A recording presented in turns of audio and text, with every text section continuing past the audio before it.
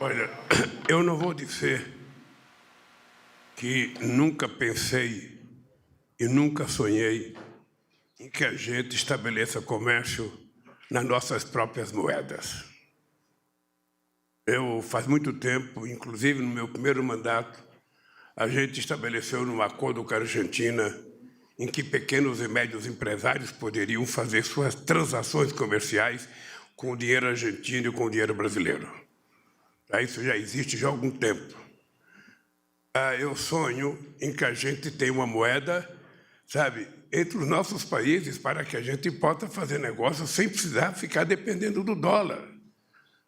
Até porque o dólar, só um país tem a máquina de rodar dólar, e esse país faz o que quiser, com dólar. E não é possível que a gente não tenha, mais liberdade para fazer negociação.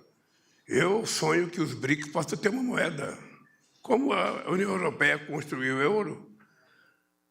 Então, eu penso que nós temos que avançar. Aliás, é importante lembrar que o Haddad escreveu um artigo, que foi publicado na Folha de São Paulo, não falha a memória, sobre a possibilidade de uma moeda para negócios aqui na América do Sul. Esse é até um assunto que a gente pode discutir. Se você der uma chegadinha lá amanhã, você pode dar um pitaco nessa sua proposta. Então, a verdade é o seguinte, eu sonho em que a gente possa ter outras moedas para a gente fazer negociação e não ficar dependendo só do dólar. Eu não posso dizer, porque eu não sou ministro da Fazenda, eu não sei qual é as coisas, mas, por exemplo, o Maduro não tem dólar para pagar as suas exportações. Quem sabe ele começa a pagar yuan, quem sabe a gente possa, receber outra moeda de outro país para que a gente possa trocar. É culpa dele? Não, é culpa dos Estados Unidos, que fez um bloqueio extremamente exagerado. Eu sempre acho que o bloqueio é pior do que uma guerra. Porque a guerra, normalmente, morre soldado que está em batalha.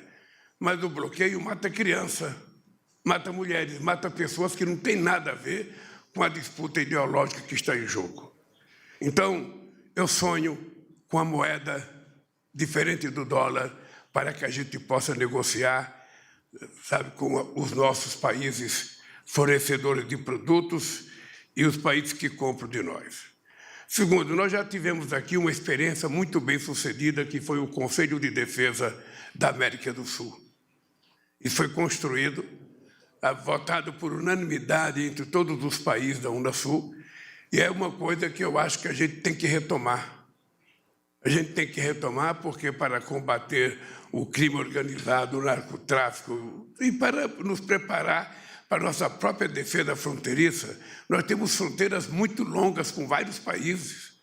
Então é preciso que a gente tenha as nossas Forças Armadas sempre coesas, sempre trabalhando junto e sempre se preparando para garantir a soberania de cada um dos nossos países.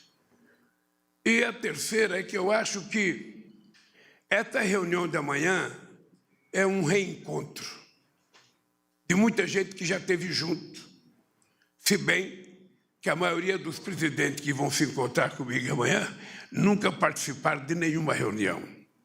Aqui só eu e o Maduro, como ministro das Relações Exteriores, participou dessa reunião da Unasul. Então, nós vamos ter que tentar mostrar para os companheiros presidentes o que foi. Eles necessariamente não têm que seguir a mesma coisa, eles podem propor outra coisa. Necessariamente não tem que funcionar como funcionava, pode funcionar diferente.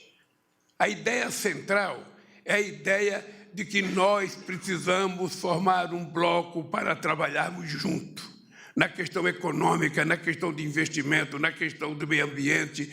Ou seja, eu acho que isso não é difícil, porque nós temos mais ou menos os mesmos problemas. Então, eu penso que nós vamos ter sucesso amanhã, na primeira reunião.